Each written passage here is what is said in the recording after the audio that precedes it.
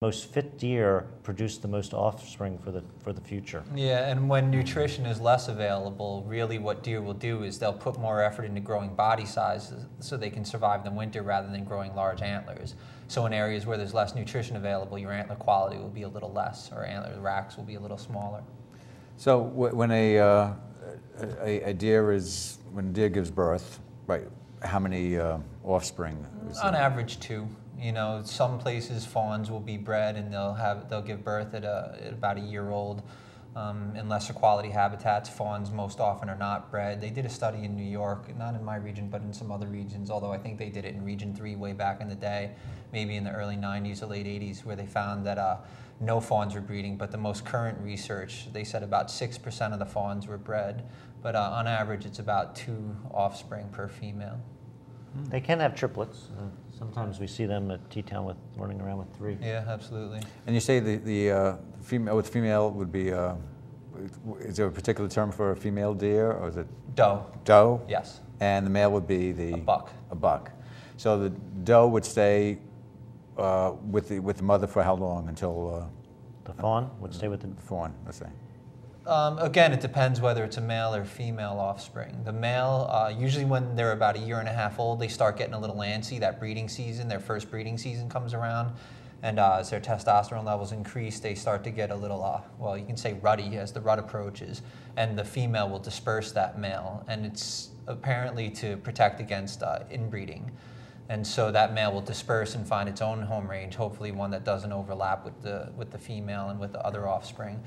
Female offspring will stick around the mother for that first year and even into the second year, and it's about 2.5 years old. You'll start to see their home range change a little bit and start to move out a little bit from the mother's home range, but there will still be some overlap there. And what's the range? We were talking about a square mile. That's it? Typically, it can vary. You know, in better quality habitats, it's probably smaller where food is readily available. Places like the Catskills and the Adirondacks where food is less available, their home ranges probably are a little larger than that. Yeah, I get the sense down here in Westchester that the home ranges actually are a little smaller. Yeah, absolutely. I mean, I think part of the whole urbanization, you know, we have really this mosaic of more natural areas and more developed areas, and so I think deer will kind of make do with the particular spatial structure they're faced with. So that I think in some situations they can be in surprisingly small areas. They may not be as fit, they may not be as healthy, right, but they kind of get trapped a little bit by their circumstances. Yeah, and competition of resources. Yeah. So. Because I always wonder when we have 2 feet of snow, you always wonder how the deer survive. Yeah. On your plants.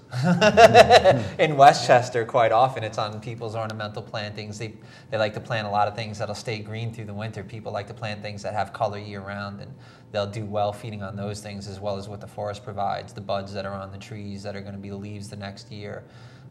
In areas of northern New York and areas that have quite a bit of snowfall, where average snowfall is over a certain amount, they'll actually disperse out to winter ranges. You don't see that quite so much in southern New York, but in the Adirondacks, they can move to winter ranges that are ingrained through, you know, decades and generations, where they'll move 10 miles to get to adequate winter range where they can survive. Not that nutrition is great there, but it's better than what it is in their their regular summer home range. And then come springtime, you'll also get the, here in lower New York, we put salt on the road. So come springtime, that salt is still prevalent on the sides and shoulders of the roads. So you may actually see the deer very close to the road because they're actually going after the salt residue that remained from the winter. Yeah, which is important for that transition from a winter to a summer diet. They need that salt, so they will seek it out. Yeah, which we know what problems that causes if they're coming to roads seeking salt. So. Do they make sounds? Yeah, they do. Does will bleat, B-L-E-A-T. Bucks will grunt. Actually, does will grunt also. Fawns do a fawn bleat, especially when they're in distress, and I've gotten phone calls where people say in the springtime or the early summer they hear something in the woods that sounds like a baby crying, and that's most often a fawn. And they'll communicate with each other with these bleats and grunts, and bucks will also do something during the rut when they're fighting called a snort and wheeze. So they have a number of vocalizations that they use. And they also communicate with body posturing. That's a big part of it. It's just the way they stand, the way they walk, the way they bristle their hair. When fighting occurs, or just everyday communication, body posture is a big thing. And not to interrupt you, but those noises can be very loud. From firsthand, you get a lot of phone calls from people that, just like you said, you hear this strange noise and you don't know what it is, and a lot of times it can be a displaced fawn, or it could be, the deer just communicating.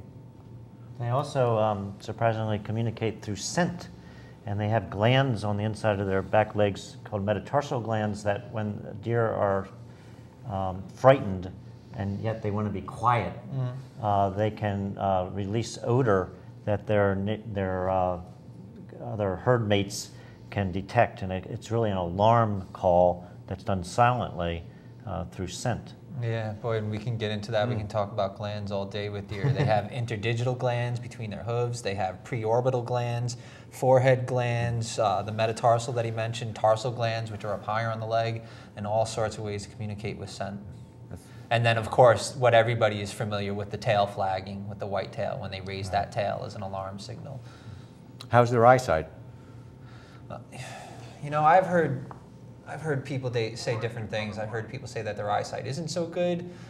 Some people think that their eyesight is great, the way, if you're a hunter and you get picked out in a tree stand by a deer that's 50 yards away, you think their eyesight's fantastic.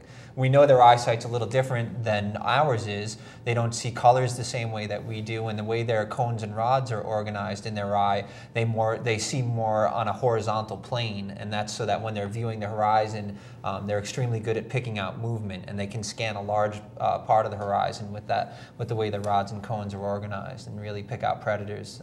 And keep an eye open for them. Most deer, probably most of our viewers know that they're most active in the, we call it crepuscular, the evening and the morning, but they can be active also in the middle of the night. I'm sure you know, if you've been out at night, you see them. So I think part of their vision is designed to be more effective in low light. So I think that they can see better at night than we see. Oh, absolutely. So Is it okay to feed deer? Not in New York. It's Not in New illegal. York? It was okay prior to the discovery of CWD in 2 deer that were found in central New York. And CWD is a disease that was typically of the West, chronic wasting disease of the West and Midwest. And then it was discovered in 2 deer in central New York that were rehabbed. They were wild deer that were rehabbed on a farm that apparently with captive cervids that had CWD, and then these deer acquired it, and when they were released after being rehabbed, there was a scare that we might have CWD in free-ranging deer. So we've done some pretty heavy sampling where we've tested over 30,000 deer in the last, I think it was 5 years now, or probably more than 30,000. I'm not sure what the numbers are offhand. But we haven't found it in any other deer since then. We're going to continue to do some sampling for the disease this year with hunter-killed deer, and this hopefully will be our last year of sampling, given that we don't find it in the population. So, but since that discovery of CWD, our concern about transmitting disease because it's transmitted from deer to deer.